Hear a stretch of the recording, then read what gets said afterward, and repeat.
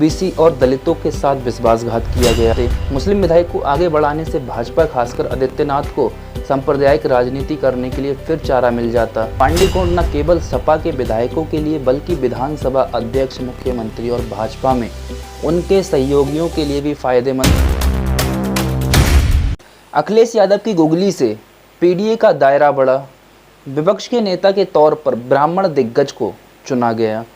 Samajwadi party Sapa के 81 वर्षीय वरिष्ठ नेता माता प्रसाद पांडे उत्तर प्रदेश में विपक्ष के नेता एलओपी हैं। लोकसभा चुनाव में पार्टी के शानदार प्रदर्शन के बाद प्रमुख अखिलेश यादव ने पांडे को यूपी विधानसभा में विपक्ष का चेहरा बनाने का फैसला किया। ये फैसला उन लोगों के लिए आश्चर्य की बात है जो उम्मीद कर रहे थे कि ये पद दलित या पिछड़ी जाति को किसी व्यक्ति को मिलेगा।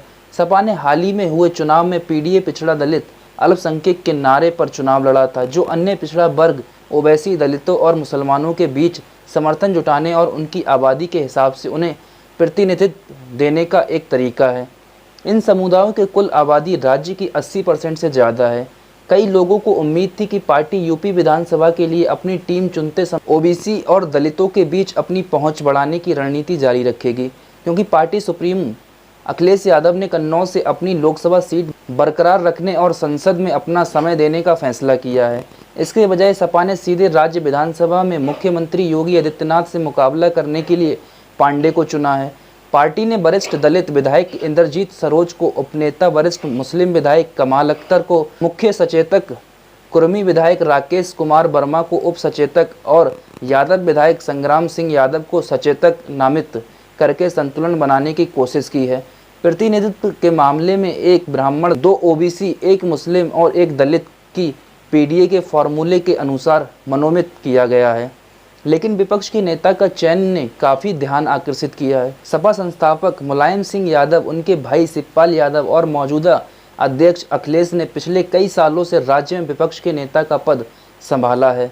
पहली नज़र में पांडे को विपक्ष का नेता बनाए जाने से सपा का ये प्रयास झलकता है कि वे ज़्यादा समावेशी दिखना चाहती हैं। लगातार चुनावों में ये महसूस करने के बाद कि तथाकथित उच्च जाति के मतदाता भारतीय जनता पार्टी भाजपा से सपा की ओर अपनी वफादारी बदलने की संभावना नहीं रखते।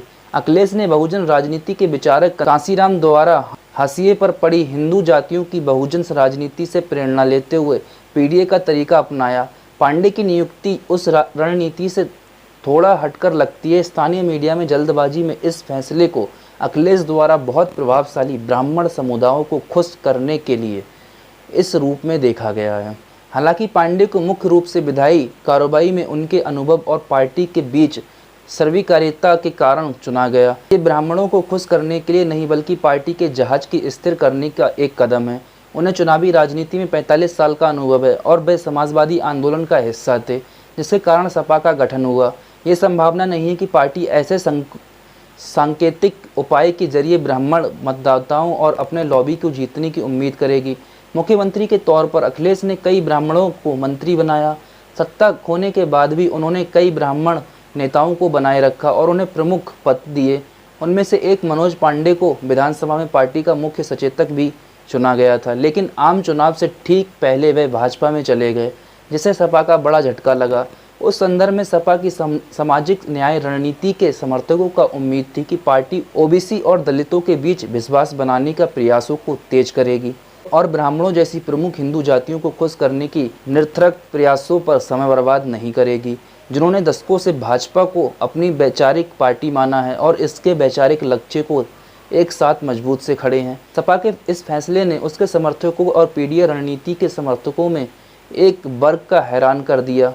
कई लोगों ने सोशल मीडिया पर अपनी भावनाओं को व्यक्त किया कि हाल ही में आम चुनावों में मिली जीत के बाद ब्राह्मणों का अनावश्यक तुष्टीकरण और ओबीसी और दलितों के साथ विश्वासघात किया गया है। सपा इस पद के लिए कई अन्य नेताओं को नामित कर सकती थी, लेकिन उनमें से प्रत्येक अपने अपने बोझ और जटिलताओं के साथ आए। अखिलेश के चाचा शिवपाल के अनुभवी विधायक हैं, लेकिन उन्हें चुनने में भाजपा को यादव परिवार के खिलाफ वंशवाद का कार्ड खेलने का मौका मिल जाता। वरिष्ठ दलित नेता इंद्रजीत सरोज और तूफानी सरोज भी संभावित उम्मीदवार थे, लेकिन ऐसा लगता है कि उन्हें बाहर कर दिया गया, क्योंकि जून में उनके बच्चे सांसद चुने गए थे। शिवपाल से कम अनुभवी किसी अन्य नेता को नामित करने से सदन में उनके लिए स्थिति असहज हो जाती और शायद उनके मूल समर्थक भी अलग थलग पड़ जाते। मुस्लिम विधायक को आगे बढ़ाने से भाजपा, खासकर आदित्यनाथ को सांप्रदायिक राजनीति करने के लिए फिर चारा मिल जाता। पांडे की पृष्ठभूमि और उन्हें भाजपा के व्यक्तिगत हमलों से बचा सकती है। वरिष्ठ नेता सिद्धार्थनगर के इटावा से 7 बार विधायक चुने गए हैं।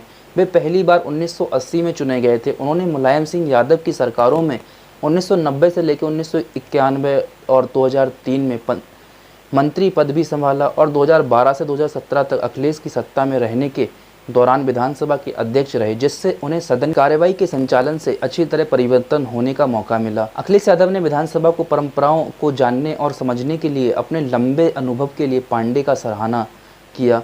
यादव ने कहा कि पांडे कानून और कानून बनाने की प्रक्रिया से अच्छी तरह वाकिफ़ हैं और ये गुण न केवल सपा के विधायकों के लिए बल्कि विधानसभा अध्यक्ष, मुख्यमंत्री और भाजपा में उनके सहयोगियों के लिए भी फायदेमंद साबित होगा।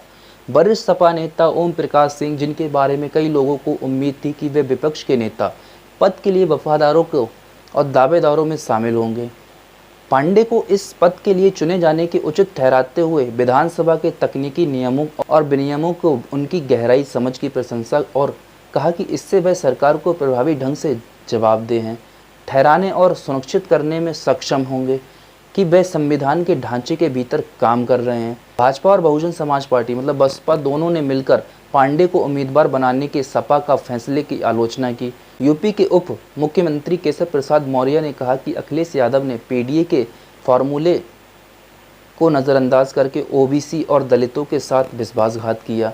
मायावती ने कहा कि ये चिंता की बात है कि एसपी ने संविधान बचाने के आड़ में पीडीए को वोट हासिल किए, लेकिन जब एलओपी चुनने की बात आई तो इन वर्गों की अनदेखी की।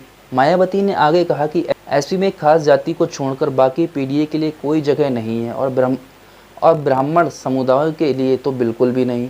एक खास जाति से उनका मतलब यादव से था। मायावती जो पिछले कई वर्षों से ब्राह्मणों को लुभाने का आक्रमण प्रयास कर रही है, उन्होंने कहा कि समुदायों को सपा और भाजपा के शासन में उत्पीड़न और अपेक्षा का सामना करना पड़ा था और ये केवल उनके नेतृत्व वाली बसपा सरकार ही थी जिसने उनके विकास को सुनिश्चित किया। यूपी में 2027 में चुनाव होने हैं और भाजपा के अंदरूनी संकट के बीच जो संभवतः मौर्य की महत्वाकांक्षाओं को देखते हुए 2027 के चुनाव के करीब और भी तीव्र हो सकता है। सपा ने ओबीसी और दलित प्रतिनिधि को सवाल पर भगवा पार्टी और पीछे धकेलने का मौका गंवा दिया। वरिष्ठ नेताओं को बीच आम सहमति बनाने के बाद ओबीसी या दलित को एलओपी के रूप में नामित करने का एक साहसिक कदम सभी सही बक्से में टिक जाता। अब आपकी क्या राय है कि ऐसा होता तो कैसा होता कि अगर कोई ओबीसी या फिर एससी एसटी जात का होता? क्या अखिलेश यादव ने जो अपनी पार्टी को बचाने के लिए ब्राह्मण पंडितों को चुना है, एक मेन लीडरशिप वाली पॉलिटिक्स खेल रहे हैं? और क्या उन्होंने जो वादे किए थे उन वादों को भूलना चाहिए था उनको? आपकी क्या राय, कमेंट करके बताइए। मिलते हैं अपनी नई वीडियो के साथ, तब तक के लिए धन्यवाद।